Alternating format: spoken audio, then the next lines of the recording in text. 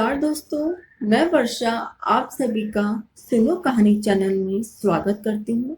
आज मैं आपको अपरा एकादशी की कहानी, पूजन विधि और महात्म्य सुनाने जा रहे हैं। सर्वप्रथम अपरा एकादशी की पूजन विधि। अपरा एकादशी जेठ मास की कृष्ण पक्ष की एकादशी को मनाते हैं। इसे अचला एकादशी भी कहा जाता है। इस व्रत के करने से ब्रह्म हत्या, परनिंदा, भूत योनि जैसे निकृष्ट कर्मों से छुटकारा मिल जाता है तथा कीर्ति, पुण्य एवं धन धान्य से अभिवृद्धि होती है। अब अपरा एकादशी का महात्म्य। एक बार युधिष्ठिर ने श्री कृष्ण से पूछा, जनार्दन, ज्येष्ठ के कृष्ण पक्ष में किस नाम की एकादशी होती है? मैं उसका महात्म्य सुनना चाहता हूँ, उसे बताने की कृपा कीजिए। भगवान श्री कृष्ण बोले, राजन, तुमने संपूर्ण लोगों के हित के लिए बहुत उत्तम बात पूछी है। राजेंद्र, इस एकादशी का नाम अपरा है।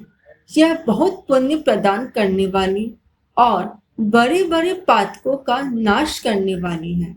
ब्रह्म हत्या से दबा हुआ, गोत्र की हत्या करने वाला, गर्भस्थ बालक को मारने वाला, पर निंदक तथा पर स्थिर लंपट पुरुष भी अपरा एकादशी के सेवन से निश्चय ही पाप रहित हो जाता है। जो झूठी गवाही देता है, माप तोल में धोखा देता है, बिना जाने ही नक्षत्रों की गणना करता है और कूटनीति से आयुर्वेद का ज्ञाता बनकर वैद्य का काम करता है, ये सब नरक में निवास करने वाले प्राणी हैं। परंतु अपरा एकादशी के सेवन से ये भी पाप रहित हो जाते हैं। यदि क्षत्रिय शास्त्र धर्म का परित्याग करके युद्ध से भागता है तो वह क्षत्रियोचित धर्म से भ्रष्ट होने के कारण घोर नरक में पड़ता है। जो शिष्य विद्या प्राप्त करके स्वयं ही गुरु की निंदा करता है, वह भी महापातकों से युक्त होकर भयंकर नरक में गिरता है। किंतु अपरा एकादशी के सेवन से ऐसे मनुष्य भी सद्गति को प्राप्त होते हैं।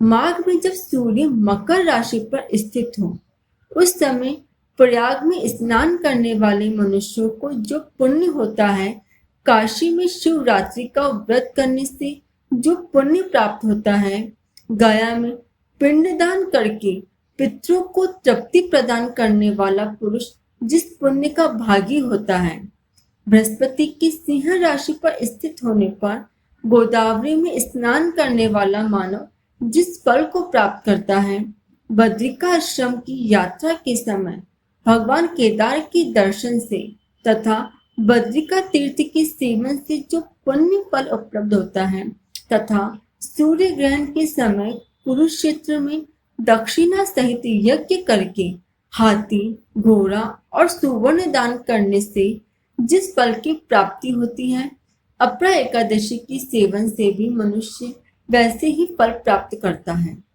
अपरा की उपवास करके भगवान वामन की पूजा करने से मनुष्य सब पापों से मुक्त हो विष्णु लोक में प्रतिष्ठित होता है। इसको पढ़ने और सुनने से सहस्त्र गोदान का फल मिलता है। अब अपरा एकादशी की कथा।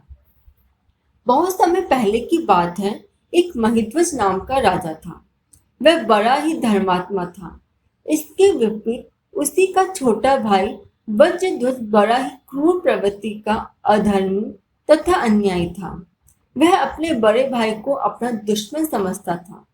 उसने एक दिन अवसर पाकर अपने बड़े भाई राजा महिध्वज की हत्या कर दी और उसके मृत शरीर को जंगल में पीपल के वृक्ष के नीचे गाड़ दिया।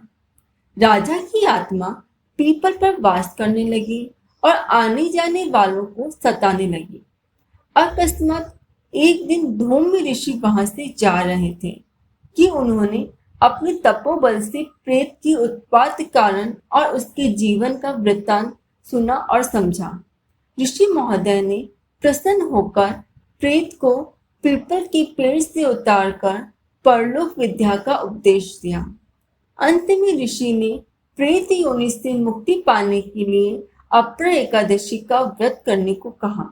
अपरा एकादशी का व्रत करने से राजा दिव्य शरीर पाकर स्वर्गलोक को चला गया।